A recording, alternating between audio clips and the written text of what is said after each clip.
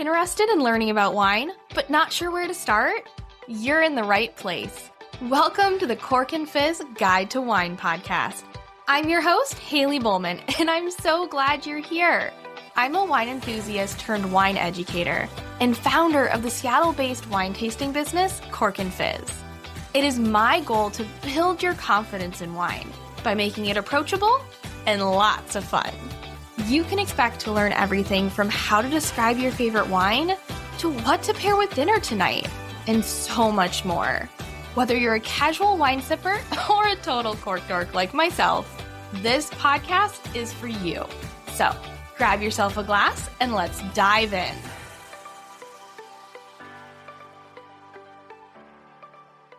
Hello and welcome back to the Cork and Fizz Guide to Wine podcast. Today I have a fun episode for you. I mean, they're all fun. Let's not lie. But we are talking today about New Zealand wine. And if you've ever had a New Zealand wine, my guess is you've had a Sauvignon Blanc. And my goal with today's episode is that we are going to go beyond just New Zealand Sauvignon Blanc because there is so much amazing wine being made in this country. And to be fair, not a lot of it is making it outside of New Zealand, but hopefully the more that people ask for it, the more that you know about it to ask for it, we can change that. And the reason that I was inspired to do this is actually some friends of mine went to New Zealand for their honeymoon, and they brought back this really excellent bottle of New Zealand Chardonnay, and it really blew my mind. I kind of had one idea of the wine that New Zealand makes. Obviously, I really shouldn't have. I mean, each country makes a lot of different wine, but I just had the New Zealand Sauvignon Blanc in my head. I'm like, that's what they make. And then they brought this bottle out and poured a glass, and it was fantastic. And I was like, where are they hiding this, and how do I get more of it? So again, the goal today, we're going to go beyond Sauvignon Blanc. We're also going to talk about why Sauvignon Blanc became New Zealand's iconic wine. And then I'll talk a little bit about geography of New Zealand. I highly recommend not maybe as you're listening to this, especially if you're driving or something, but if you can, I have in the show notes a link to a map of the wine regions of New Zealand. Definitely take a look at that either as you're listening to this, if you are safely able to, or look at it afterwards, just to kind of give you an idea of, I think a visual sometimes helps along with the listening. So enough rambling, let's get into it. So let's start first with talking about why Sauvignon Blanc became New Zealand's iconic wine and why these other varieties and other grape styles or other wine styles stay under the radar. So to do that, let's talk a little bit about the history of New Zealand wine. So New Zealand wine started, there was around 1839, there was a Scotsman, James Busby. He successfully made the country's first wine and wrote of New Zealand's promise as a wine producer. He talked about climate and terrain were exceptionally well suited to grapevines. However, it would be another century and a half before a solid wine industry would take hold. Many of the pioneering New Zealand winemakers were English and had no history or experience in grape growing. So when they started trying to make wine again, a lot of the wine wasn't super great. Then, of course, there was a relentless temperance movement in New Zealand. So for much of the 1800s, after, this James Busby makes this wine, wineries couldn't actually sell their wine to consumers. They could only sell to hotels, for banquets, and they had to have special permits even to be able to sell then. It wasn't until after World War II that bottles were allowed to be sold in wine shops.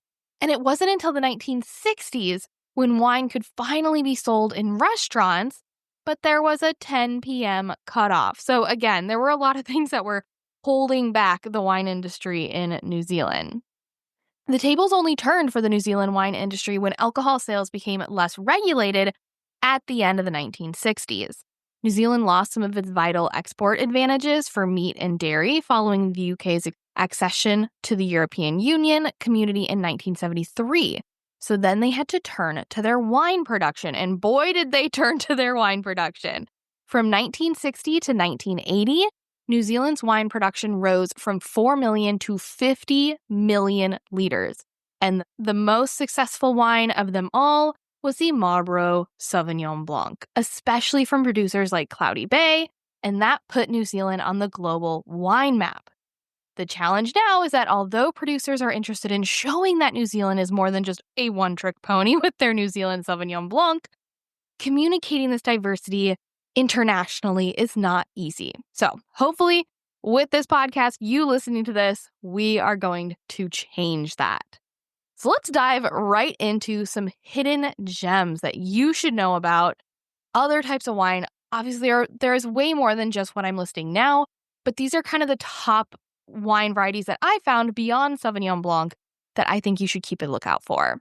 So let's start with the whites. So in terms of white wine beyond Sauvignon Blanc, you're going to see Chardonnay, like that beautiful bottle that I got to enjoy, Pinot Gris, also known as Pinot Grigio, and then you're going to see a lot of aromatic varieties. And when I say this, these varieties are called aromatic because that is their main thing. They have so many aromas coming out of them. So some aromatic varieties that are coming out of New Zealand include Gewürztraminer, Riesling, and Viognier. Now New Zealand also makes red wine. I know, believe it or not, a country famous for Sauvignon Blanc makes some really great red wines. These include Pinot Noir, which I think is probably the most common and the easiest to find outside of New Zealand, and like the easiest to find as a New Zealand wine outside of that country. I've definitely seen New Zealand Pinot Noir in wine shops around Seattle. But they also make Merlot, Syrah, and Bordeaux blends, which are the Cabernet Sauvignon, Merlot, Cab Franc style of blends. Much of New Zealand wine beyond Sauvignon Blanc doesn't make it out of the country, so I'm going to do my best to highlight some wineries as we're talking about each of these wines that make these hidden gems that actually distribute to the US and Canada. I'm not saying these are going to be the easiest to find, but I think they are possible to find. And I'll share a little bit later on about how we can try to get these into wine shops more. So let's talk about the grapes, but I'm going to talk about the grapes by going through the regions of New Zealand wine, or the wine regions, I suppose I should say. And we're going to do that first I'm just going to give you a general overview of wine regions in New Zealand. And then we're going to start from the North Island and start in the north of the North Island and then make our way south. And like I said, if you are able to right now, pull up that image of the map of New Zealand wine. I think that will help as we walk through that. But if you can't, listen, imagine it, and then when it's safe to do so, you can take a look at that map. So New Zealand is a narrow island country, and it is surrounded by the Pacific Ocean.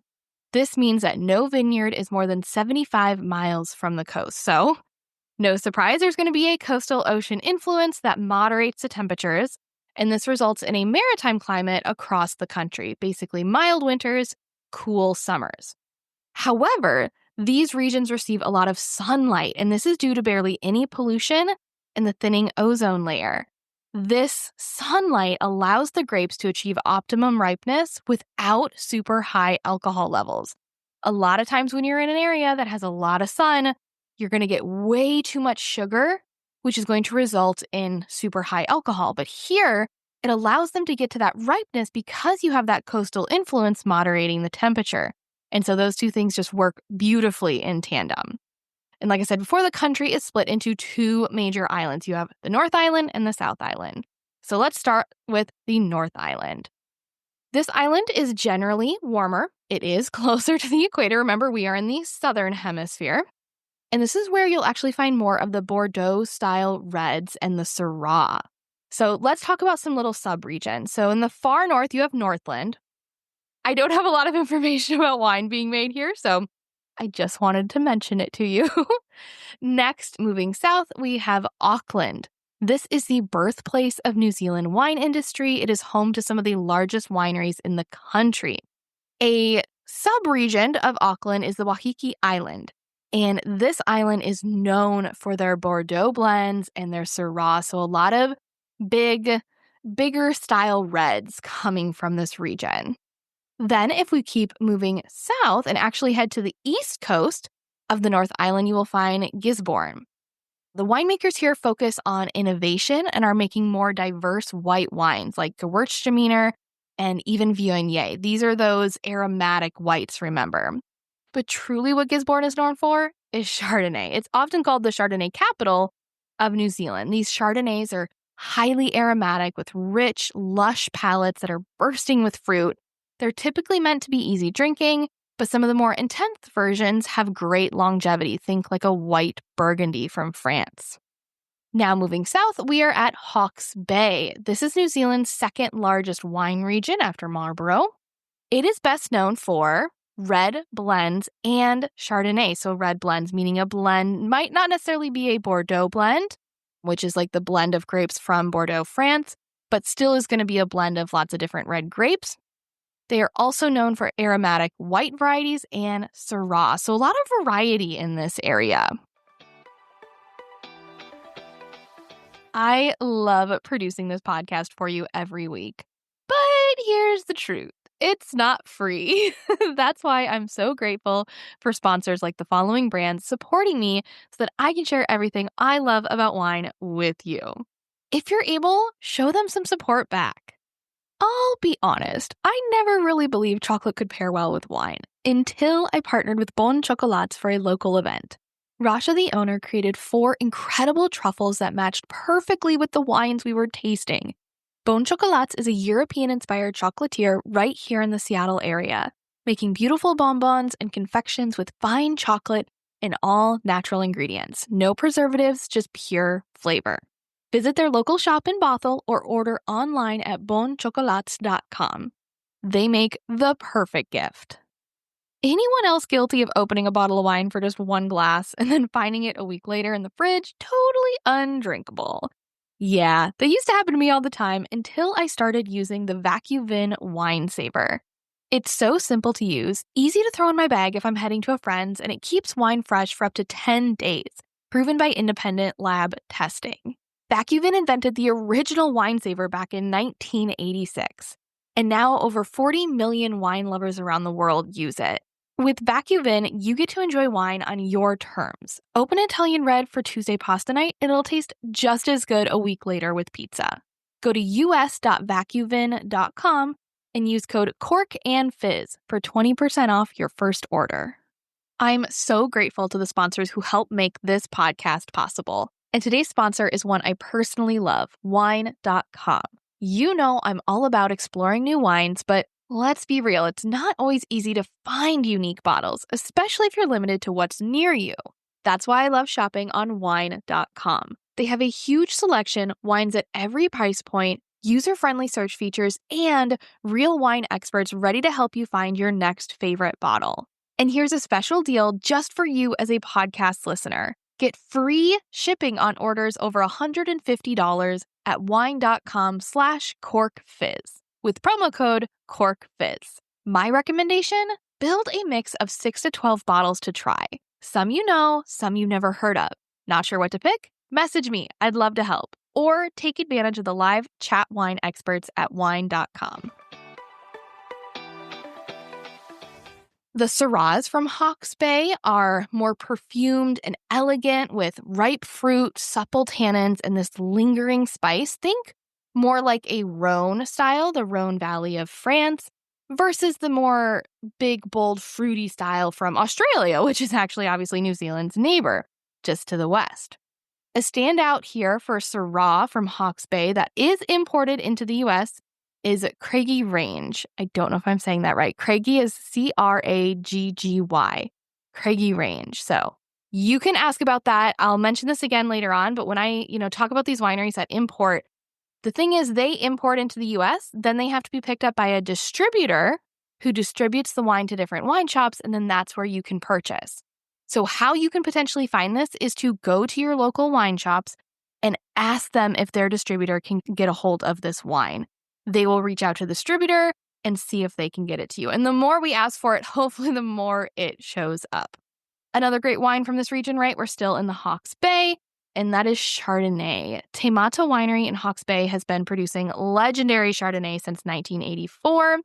King of Chardonnay, Tony Bish, also works as Temata as a winemaker. And the special feature of this winery and what they do with the Chardonnay is they age it in wine eggs, and those eggs are made partially of wood and partially of concrete. So it gives the Chardonnays a really special texture and additional complexity. I have actually seen the Temata Chardonnays on wine.com. So if you check that out, and I think we actually still have Well, depending on when you listen to this, they are one of my sponsors for the podcast, wine.com. So I think we might even have a deal. So keep listening or check out the show notes to see how you can get a discount. I believe it's free shipping at wine.com if you want to try the Temata Chardonnay. And then the last thing I'll say about Hawke's Bay is there's actually another sub-region within Hawke's Bay called Gimlet's Gravels. And you'll never guess what kind of soil they are known for. Yes, yeah, it's gravel, gravelly soil. So here they make a lot of Cabernet Sauvignon and Merlot. There's a lot of gravelly soil in Bordeaux, which is what makes these grapes do so well there. And so they do really well here in New Zealand as well. And you will see the Syrah being made in these gravelly soils. The last region on the North Island is Wairarapa, and this is where you'll find Marlborough. It looks kind of like Marlborough, finishes in the same way, but it's Marlborough. And this region has a climate and soil profile similar to that of Burgundy, France. So they make really delicious Pinot Noir, along with Sauvignon Blanc and Syrah. Now moving to the South Island. This island is obviously a little cooler of a climate. It is the island most famous for Marlborough Sauvignon Blanc, but there is so much more than that. So again, we're going to start, now we're on the South Island, but we're still going north to south on the South Island. So at the very top, you have Marlborough. This is the largest wine region in New Zealand, accounting for 75% of the country's wine output. They make mostly Sauvignon Blanc, but also some Pinot Noir as well. Moving south, you have Nelson, though actually I guess Nelson is kind of more, I believe it's more west of Marlborough, so maybe we're not totally moving south. But Nelson is a small region where there are a lot of artisan winemakers and they're doing small scale production. So that's where you're going to find a lot of experimentation. You're going to see some aromatic whites here, that Pinot Gris, Riesling, and Gewürztraminer. They're also making some really lovely Pinot Noir. Then we have the region of Canterbury.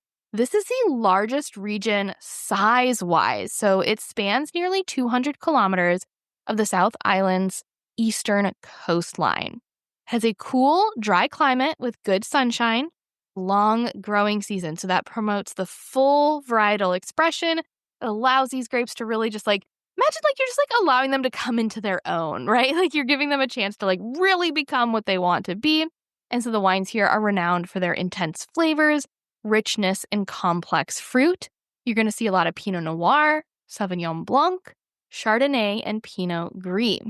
Within Canterbury is Waipara Valley. This area produces really vivid, eloquent Rieslings that just have a lot of strength to them. They've just got that acidity and that profile that is just really special for a Riesling. The soils are more gravel and clay, which those grapes obviously love. And the last region I'm going to talk about is Central Otago.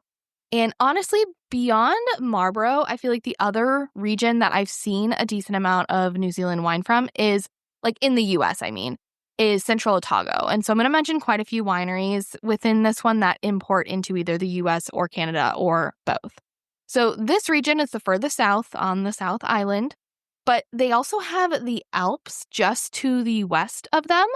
And so those southern Alps act as a rain or cloud shadow that shields this region and creates the perfect dry, sunny climate for Pinot Noir. Central Otago and Pinot Noir are two things that just go together beautifully. So some Pinot Noir producers to look out for. You have Black Estate. This winery imports just into the US. And then there's also Felton Road Winery. This winery imports into Canada and the USA. This region also known for making more of those aromatic white wines. So there's a great Gewürztraminer that you can find at Ripon. This is a winery that imports both into Canada and the USA. It's one of the world's most beautiful wineries, Ripon is, and their wine, this Gewürztraminer is just a true selling point. Outside of French regions of Alsace, there is not a lot of Gewürztraminer that is grown very well. So New Zealand is one of the few places globally where this white grape excels. Central Otago also emphasizes purity of fruit. So you're going to see a lot of interesting Rieslings coming from this area with the glacial terraces and ancient soils. Prophet's Rock has a few Rieslings that would be great to try, and Prophet's Rock imports to Canada. And like I said, for each of these wineries, just go ask your local wine shop. And there is a chance that one of their distributors is going to be able to find this wine Maybe not right away, but in the future, they'll know that people are asking for it. And the more people that ask for it, the more likely it's going to show up on our shelves.